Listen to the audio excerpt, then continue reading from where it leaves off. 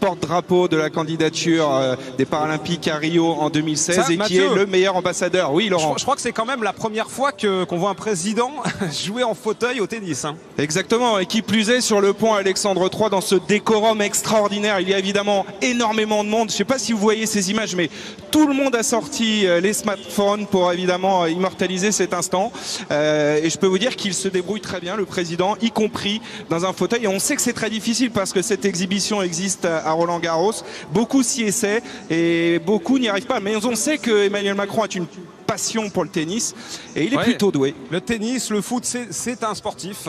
Et je peux vous dire que ces images-là, elles feront le tour du monde. Et là aussi, c'est un message qui est envoyé. Voilà, c'est l'image en direct sur France 2, donc, du président de la République. Et ça permet aussi de souligner que dans la candidature parisienne, il y a les Jeux Olympiques et bien sûr les Jeux Paralympiques. Et France Télévisions est particulièrement mobilisée pour les Jeux Paralympiques avec l'intégralité l'année dernière à Rio. Et ça va continuer, bien évidemment. Je suis venu ici à Kinshasa, personne ne m'a assisté financièrement. Et j'ai dit merci au professeur Emile Ngoï-Kasongo qui m'a facilité le logement à son hôtel. Vous voyez, travailler avec ces personnes vivant avec handicap, il y a deux chemins. Il faut faire très attention.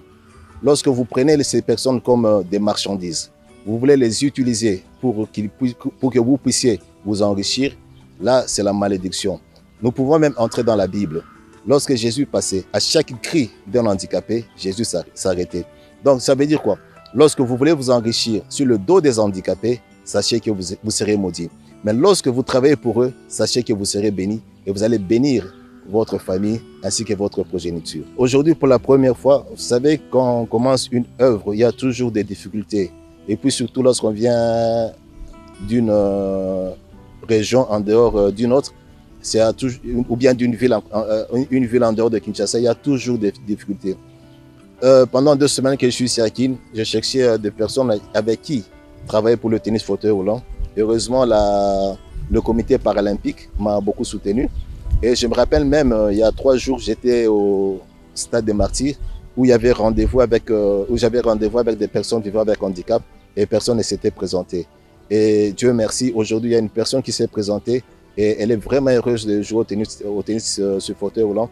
Et je pense déjà que c'est déjà une porte de sortie afin que le tennis sur fauteuil roulant puisse avoir de l'ampleur ici à Kinshasa. L'appel que je lance à ces personnes vivant avec handicap, je veux leur dire une chose, vous êtes nos frères. Ne soyez pas complexés, ce que les personnes valides font, vous aussi pouvez le faire. Vous pouvez aussi jouer au tennis.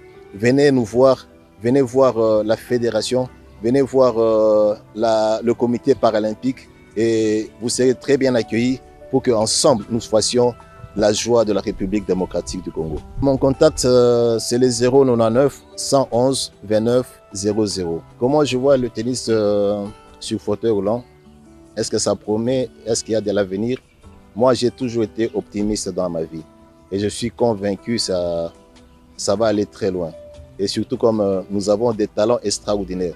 Je tiens à vous dire une chose. Un mouvement qu'une personne valide peut faire pendant 3 séances.